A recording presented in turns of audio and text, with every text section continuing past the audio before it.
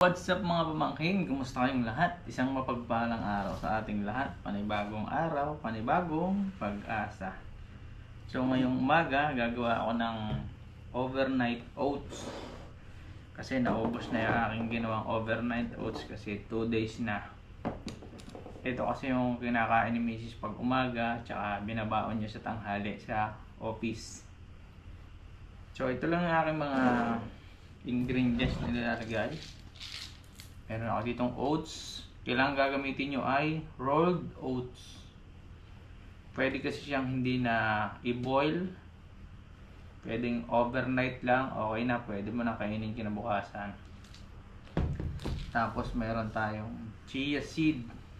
Ito. Maganda rin ito sa katawan. Meron akong yogurt. Dapat plain yogurt lang.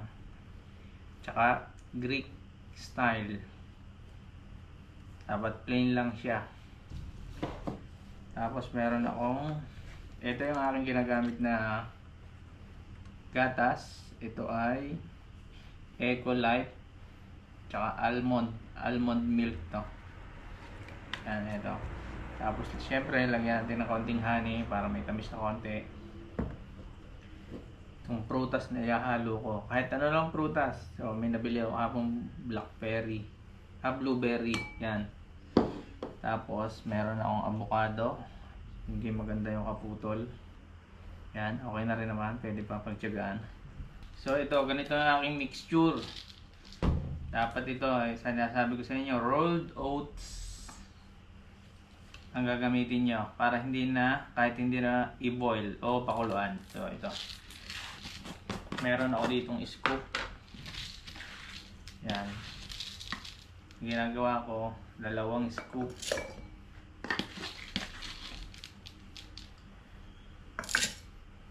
Dati kasi isa lang, pero ang nangyayari kasi itong isa napapaghati pa ni Mrs.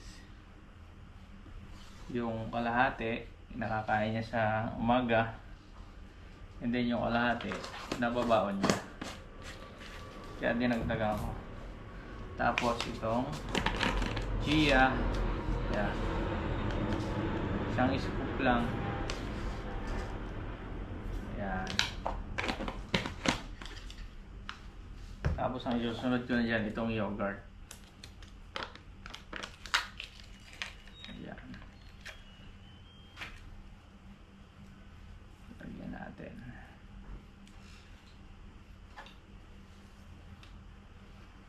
Gamitin natin ang scooper.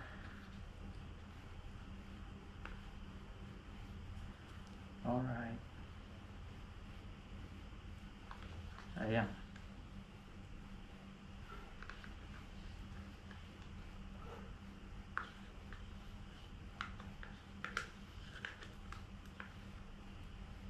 Ayan.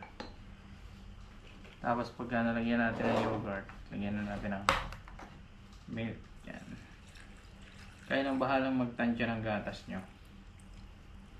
Pwedeng madami, pwedeng sakto lang.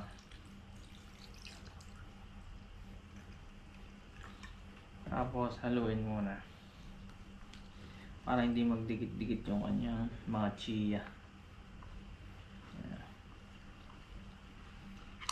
Kasi nyo nakapagpalapot yung yogurt. Yan.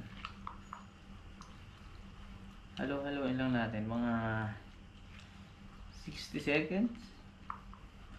Pag nakita nyo namang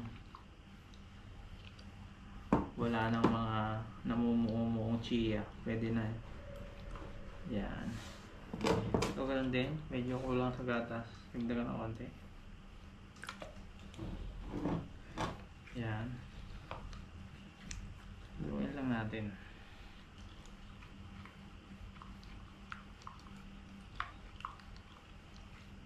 Maganda rin na meron kayong jar na ganito, yung pinakalagay yan. Ito glass. Kaya kahit ilagay sa rep, okay lang, walang problema. Hindi katulad ng mga plastic. Pero pwede rin naman ng plastic. So pag ganyan na, Kita nyo na mix naman ng ayos. Kaya, lagyan ko ng konting gatas pa. Yun. Tapos, lalagyan ko na ng honey. Ito nga palang honey, ginagamitan ko ng kutsara para balanse. Hindi mapaparami din sa kabila, hindi ko konti sa kabila. 1 tablespoon para dito sa kabila. Alright. 1 tablespoon para dito sa kabila.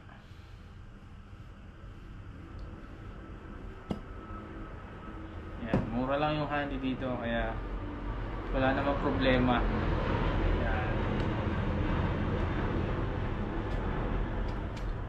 Pasensya na kayo, medyo maingay kasi malapit sa airport yung tinitirahan ko dito. Kaya panay ang daan ng mga eroplano.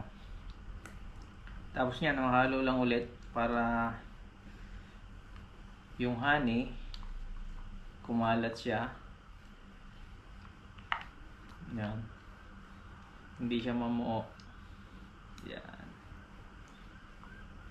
Pagka ganyan okay na. Katulad niya na pag hindi masyadong nahalo yung honey. Oh. Yan.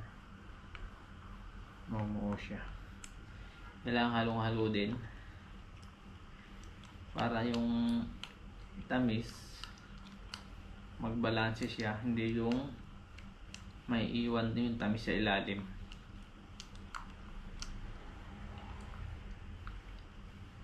Maganda dong pang diet. Subok na to. Dati kasi ang timbang ko nasa 70. Simula nung kami ni Mrs. ay o overnight oats,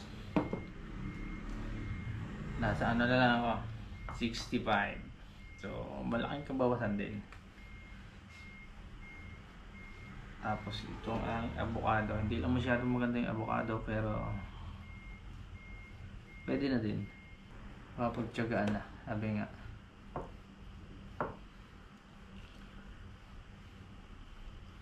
Meron kasing avocadong plain lang, hindi masyadong maagat.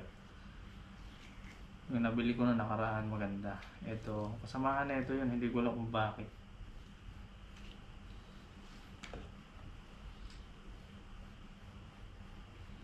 Tapos dito sa kabila, ganun din.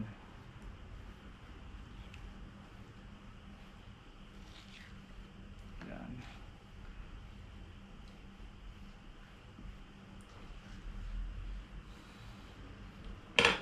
Haluin lang ulit natin. Pwede natin durog-durog eh. Yan. Para maturog yung avocado.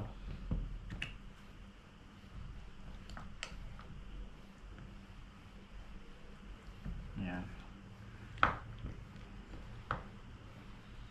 Pwede kahit anong prutas. Strawberry, raspberry. Kasi kalimitan ko nilalagay nung nakaraan nung wala pang avocado, saging. Maganda rin yung saging kasi lalo nagki-creamy pagka inabot na ng kinabukasan. So ito, lagyan na natin ng blueberry.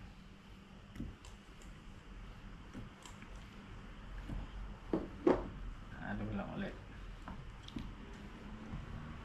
Kailangan parehas lang. Lagay natin. Dalawa. O yan. Okay na.